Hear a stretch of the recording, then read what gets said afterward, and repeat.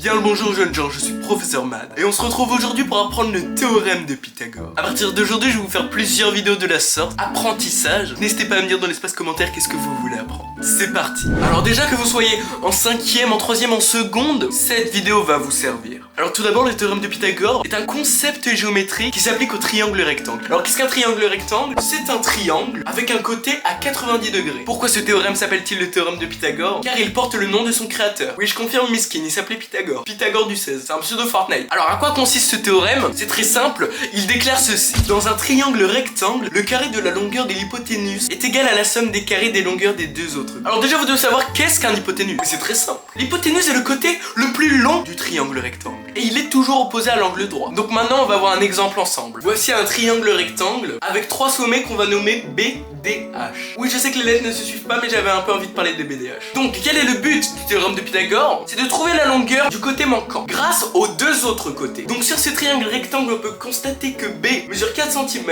et D mesure 3 cm. Et donc nous on recherche la longueur du côté H. Et bien voyez-vous, c'est très simple. Il va falloir additionner les deux côtés au carré, puis faire la racine carrée du chiffre qu'on aura trouvé, et là on aura notre réponse. Alors oui, c'était pas forcément très clair, je vais vous réexpliquer. Alors déjà, il faut savoir qu'est-ce que c'est qu'un carré. Pas ce carré là, quand au-dessus d'un chiffre il y a un petit 2. Ça veut tout simplement dire, par exemple, si j'ai 2 au carré, ça veut dire que je vais faire 2 fois 2. Au carré signifie qu'on va multiplier le chiffre par son propre nombre. Donc 2 fois 2, 4. Maintenant ça va être à vous de trouver. Je vais vous laisser quelques secondes. Si je vous dis 946 au carré c'était une blague. Si je vous dis 4 au carré, donc 4 fois 4. Je vous laisse chercher, n'hésitez pas à mettre pause et je vous donne la réponse tout de suite. Et oui, 4 fois 4 égale 16. Donc 4 au carré égale 16. Ça tombe bien parce que B mesure 4. Et comme vous le remarquez, D mesure 3. Donc on va prendre B et D qu'on va mettre au carré. Donc B égale 4 au carré et D égale 3 au carré. Donc ensuite on va faire l'opération. Donc 4 au carré, 4 fois 4, 16. 3 au carré, 3 fois 3, 9. On va additionner les deux résultats au carré. Donc 16 plus 9.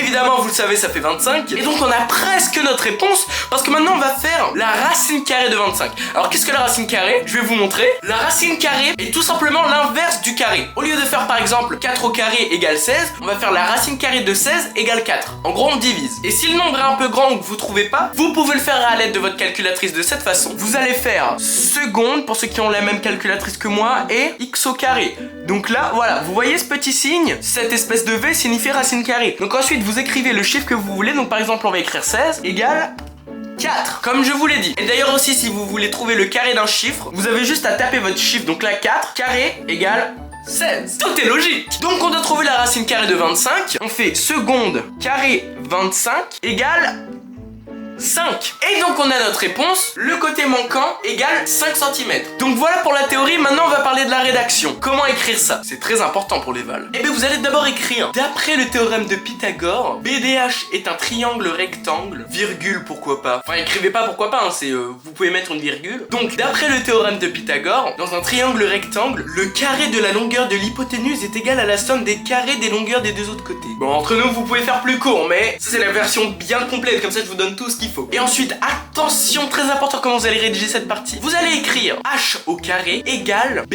au carré plus d au carré. En dessous, vous allez écrire h au carré égale, donc cette fois-ci on va traduire les lettres par le nombre qui correspond. Donc b avant de le mettre au carré égale 4 et d égale 3, donc 3 au carré. Encore en dessous, vous allez écrire toujours h au carré égale, donc cette fois-ci on va les mettre au carré, donc 4 au carré 16 plus 3 au carré 9. Et en dessous, vous allez écrire h au carré égale, donc cette fois-ci on va additionner 25.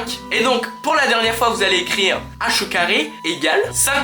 Et voilà. Donc n'hésitez pas à vous entraîner à faire des exercices supplémentaires parce que je vous ai donné la théorie, mais évidemment il faut la pratique. Dit le mec qui n'a jamais pratiqué. Bref. Sur ce, moi je vais vous laisser. N'hésitez pas à me dire ce que vous voulez apprendre d'autre. Et c'était Professeur Mad. C'est ciao.